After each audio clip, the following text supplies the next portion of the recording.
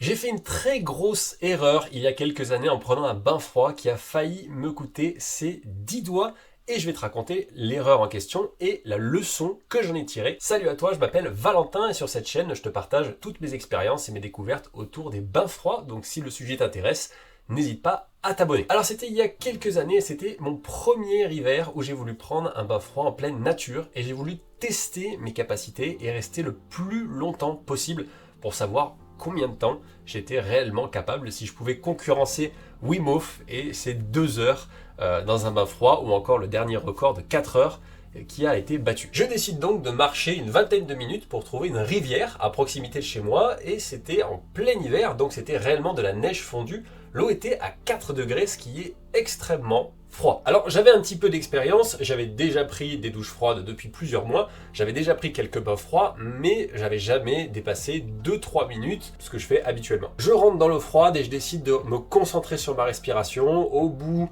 de 5 minutes, je commence à frissonner, je sais que c'est normal, mais je décide de pousser le plus loin possible. Une des erreurs que tu peux faire dans des bains froids comme celui-ci, c'est de prendre pour Wim Hof et vouloir pousser trop loin. Je tiens pas spécialement à me mettre en danger, je tiens à sortir au moment où je suis à mon maximum, ce qui arrive autour des 8-9 minutes où vraiment j'arrive plus du tout à tenir dans le froid.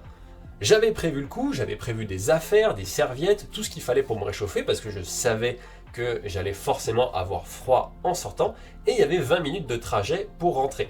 Je pensais avoir prévu le coup, mais une fois que je me suis séché et que j'ai mis toutes mes couches, eh bien, je ne sens plus du tout l'extrémité de mes doigts. Que ça soit au niveau de mes mains ou même au niveau de mes doigts de pied, je ne sens rien. Lorsque je touche, je n'ai aucune sensibilité et je commence à voir mes doigts changer de couleur et commencent à devenir de plus en plus blancs, comme si le sang ne circulait plus dans mes doigts. La sensation n'est pas du tout agréable et honnêtement, je commence un peu à paniquer, je commence à marcher sur le retour de la maison et pendant tout le trajet, malgré le fait que je suis en mouvement, je n'arrive toujours pas à sentir mes doigts.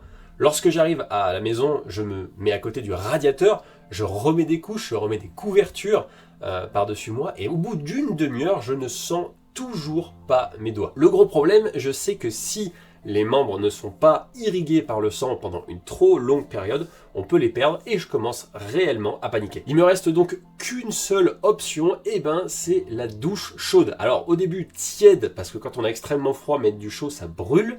Et au fur et à mesure, j'ai monté la température et hurrah, la douche a réussi à me faire récupérer mes sensations, j'ai récupéré mes doigts et j'ai récupéré mes doigts de pied après une grosse frayeur. Honnêtement, j'étais un peu perplexe et à cette époque-là, j'ai commencé à faire beaucoup de recherches sur le froid et il y avait un élément que je ne connaissais pas qui s'appelle l'afterdrop. Voilà ce qui s'est passé dans mon corps et dans le tien si jamais tu pratiques l'exposition au froid, le corps est vachement bien fait et lorsque tu rentres dans une eau très froide, il va vouloir préserver tes organes vitaux. Il va donc contracter tes vaisseaux sanguins dans tes bras et dans tes jambes pour que le sang reste dans tes organes vitaux. Mais lorsque tu vas sortir de ton bain froid, le sang va se remettre à circuler dans tes bras, dans tes jambes, mais le sang va se refroidir parce que tes bras et tes jambes sont devenus très froids à cause de l'eau. Et le sang, lorsqu'il va revenir à l'intérieur de ton corps, il va te refroidir et ta température corporelle va continuer à descendre alors que tu es sorti de l'eau.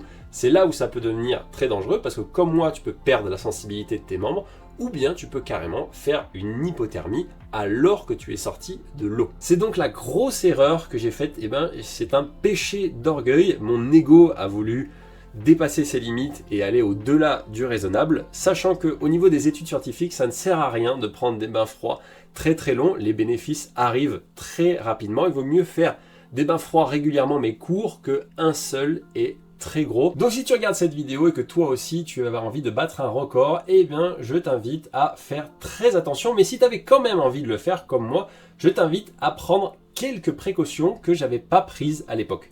La première, c'est de ne pas tenter ce genre d'exploit, tout simplement si tu n'es pas encore entraîné. De la même manière, on ne fait pas un marathon si on n'a jamais couru de sa vie au risque de se blesser, on ne prend pas un bain froid le plus long possible si on n'est pas entraîné. Je t'invite donc à commencer par des douches froides, puis des bains froids et d'augmenter progressivement plutôt que de vouloir aller trop vite. La deuxième chose qui est une énorme erreur que je ne referai plus, c'est de ne pas être accompagné. Surtout si jamais tu décides de pousser un peu tes limites, il faut absolument que tu sois sous surveillance parce que si jamais il t'arrive quelque chose, eh bien tu auras besoin d'un coup de main, ne serait-ce que pour t'aider à te sécher, parce que si comme moi tu perds la sensibilité de tes membres, c'est très difficile de te rhabiller. Et enfin, si jamais un jour tu te retrouves dans une situation où tu perds la sensibilité ou si tu te rapproches de l'hypothermie, eh bien plutôt que de te sécher, eh bien il vaut mieux te réchauffer en te mettant en mouvement.